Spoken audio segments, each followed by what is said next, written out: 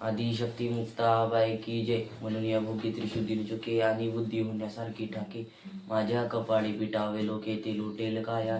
जे भोगाचे ते कधी चुकणार नाही. माझ्या प्रारब्धात मला लोकांना दोष द्यावे असेल ते कसे चुकेल.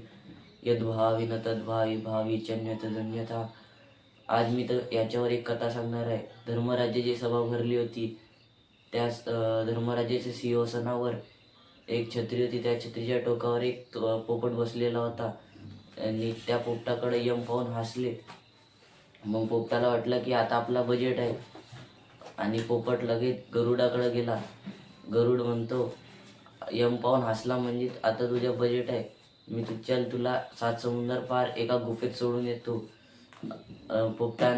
पोपट लगेच गरुडाच्या पाठीवर बसला आणि गरुडाने हनुमानगिरी टाकला आणि 7 समुंदर पार एका गुफेत पोपटाला ठेवलं आणि लगेच एक बहुत मोठा गोटा लावला आणि गुफेला पॅक